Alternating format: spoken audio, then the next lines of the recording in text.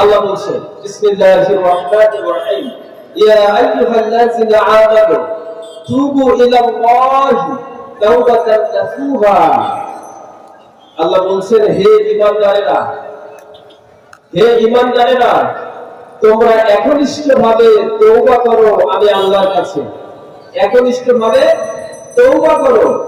যদি তওবা করতে পারো আসা রাব্বিকুম আইয়ুকাফিরু আনকুম সাইয়্যাতিকুম ওয়া ইউদখিলাকুম জান্নাতিন তাজরি মিন তাহতিহাল আনহার।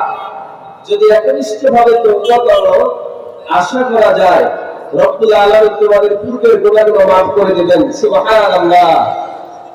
একটু সুবহানাল্লাহ আলহামদুলিল্লাহ এগুলো একটু জোরে বলবো, ঠিক আছে? সুবহানাল্লাহ বলতে কি কষ্ট হয় নাকি? লাশ সুবহানাল্লাহ যদি বলতে পারেন আসমান জমিনের মধ্যে যে ফাঁকা জায়গাগুলো আছে আল্লাহ সওয়াব দিয়ে পরিপূর্ণ করে দিবেন। সুবহানাল্লাহ। আল্লাহ বলছেন হে ঈমানদারেরা তোমরা একনিষ্ঠভাবে আমার কাছে তওবা করো। যদি তওবা করো আশা করা যায় রব্বুল আলামিন তোমাদের জিন্দেগীর সমস্ত গুনাহ maaf করবেন। শুধু maaf করবেন না, আল্লাহ বলছেন, আল্লাহ সুবহানাহু ওয়া তাআলা বলছেন তোমাদের এমন একটা জান্নাত দিব যার পাদদেশে নদীসমূহ প্রবাহিত। চিল্লায়া বলেন সুবহানাল্লাহ।